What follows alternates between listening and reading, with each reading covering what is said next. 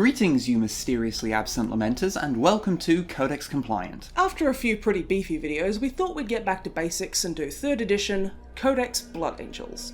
The Blood Angels are the most ferocious of all Space Marine chapters, falling upon their foes with superhuman strength and the berserk fury of a madman. The 3rd edition version of Codex Blood Angels came out in 1998 and was reprinted in 2001, correcting a handful of mistakes. Not sure what those mistakes were exactly, but this print is from 2001 in case you were wondering. It was also sent to us by our friend Longfang, so thank you, Longfriend. But yes, the Blood Angels are a Space Marine chapter who are mostly normal apart from a couple of quirks, like the fact they often end up very angry and imagine themselves to be their own bird father fighting their mad uncle 10,000 years ago.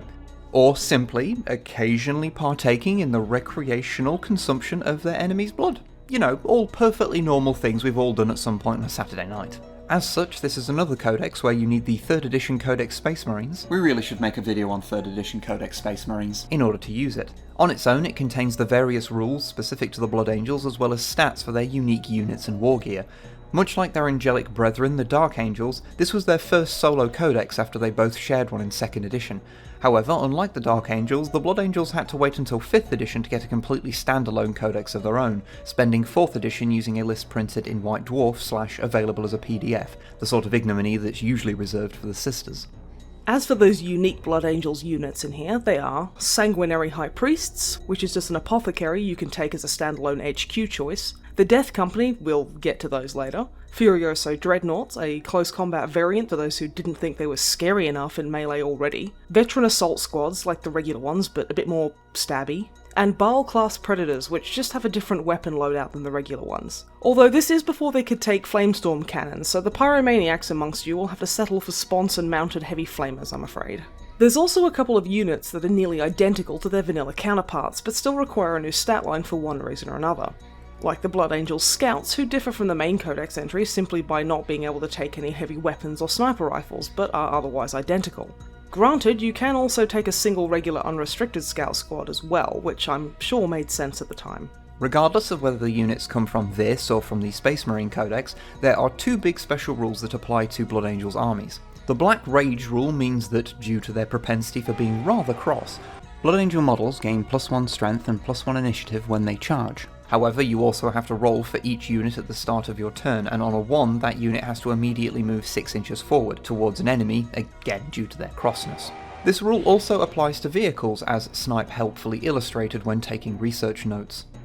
The second special rule is the Death Company. Now, you might be saying, but that's a unit, not a special rule. Well, if you stopped interrupting, then maybe we could explain. The Death Company are Blood Angels who have succumbed to the madness of the Black Rage and so are sent into the worst parts of the fighting to die gloriously in battle. In this codex, you don't just buy a Death Company squad like you do now, they're randomly generated before a game. To do this, you roll a d6 for each of the squads listed on screen that you're using. On a 4 or a 5, one model of that squad is taken and placed into the Death Company. On a 6, one is taken and you must roll again for that squad. So if you roll enough 6s, then it's technically possible to have most of your army be Death Company. Although if you can roll that consistently, you should probably go to Vegas, or at the very least get your dice taken to an exorcist. No, not you. The models that became Death Company must swap out their equipment for appropriate Death Company gear and all go into one big squad. So realistically, you just replace those models with whatever Death Company models you have, and if you don't have enough, the extra are just lost. So for example, here is a 1000 point Blood Angels force that we've made using this codex. It'd be a terrible army, don't at us, we know. And after much rolling of dice, we ended up with a Death Company that was 3 models strong, which, I don't know, it seems pretty useless, but hey, we could give them jump packs or a rhino for free, so it's not all that bad. However, if you want more Death Company, you can always take a chaplain as your HQ choice, who is always accompanied by D3 plus 3 Death Company. This wouldn't be separate to the rest of the Death Company you have either. These and the chaplain will be part of the same squad as the ones you've randomly generated. Moving on to the Wargear, we have an assortment that is unsurprising if you've played Blood Angels remotely recently. There are Death Masks, Exsanguinators, and fancy sippy cups. Standard bearers can also take a Holy Shroud, something normally used to cover the bodies of Great Blood Angel heroes, which negates negative modifiers to the leadership of any Blood Angel model within 6 inches of it. You also have Overcharged Engines, something fitted to all Blood Angels, Rhinos, and Razorbacks, basically allowing them to move an extra 6 inches per turn as long as they can pass a difficult terrain test and don't shoot. As you've probably heard us say many times now, the lore is a little thin on the ground given this is a 3rd edition codex, and one of the short ones at that. Although there is a neat full-page story that not only features Marines battling an alien that isn't some kind of existing playable race, it also tells of a Marine almost getting eaten by a plant, which is always funny. The race is the spider-like Stryites of Stry 5, in case any of you are interested.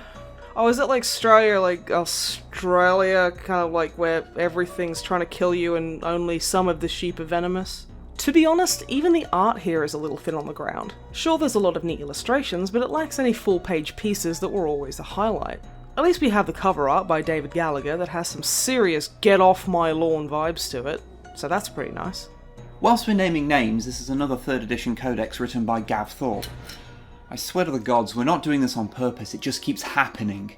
This is another codex that has a couple of example forces that aren't just the studio armies, although both the people do seem to have been employed by GW at the time. In here we have Dante's Devils, an army by Gordon Davison, and Force Barbarossa, an army by Robin Dews. As mentioned in a previous video, these were always fun since, in the days before everyone had the internet, you'd be able to see models that just weren't around anymore, like Robin's old school scouts or his Rogue Trader Lamb Raider. Such beauty, such grace. I know I'm currently painting a Lamb Raider Proteus, which is just a better version of you, but still, I long for thee. The painting advice section gives a decent rundown of painting red, since that's like 90% of painting Blood Angels, giving advice on shading, highlights, and the various pitfalls and how to avoid them.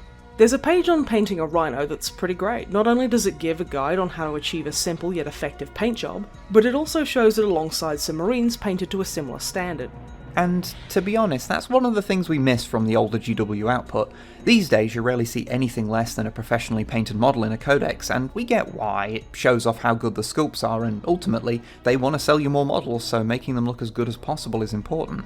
But I remember seeing paint jobs like this from time to time back in the day and thinking, my models might not look as good as the ones in the Heavy Metal showcase, but they almost look as good as these, so, you know, I guess I'm doing okay.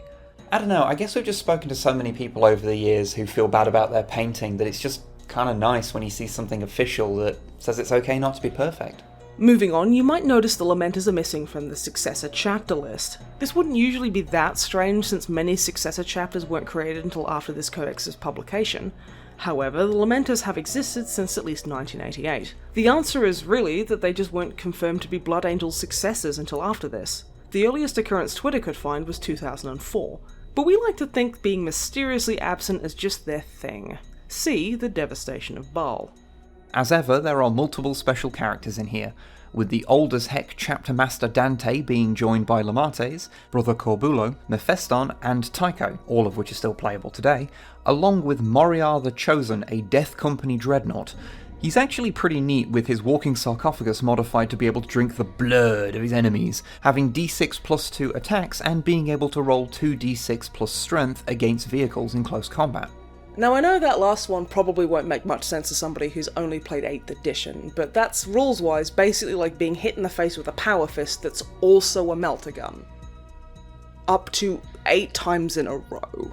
However, it's easy to understand why this was his only codex appearance. Death Company dreads are just a regular thing you can have now, so making a special character based around just having one isn't exactly as exciting as it once was.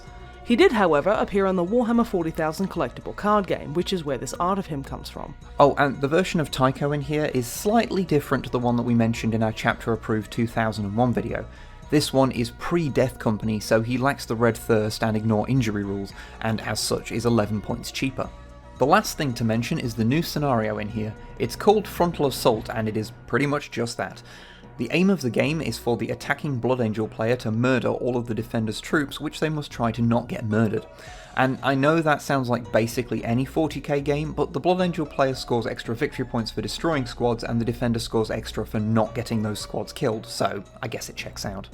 I suppose, in the end, how much it's worth picking up this codex in the present day is, again, similar to the 3rd edition Dark Angels one. Given its short length and its supplementary nature, it contains little in the way of unique information.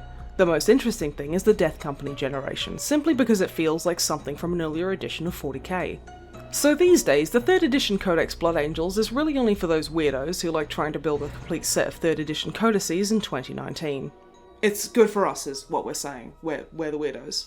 But we're weirdos who've just completed the full set, so yeah, we win whatever this is. It's like a moral victory or something.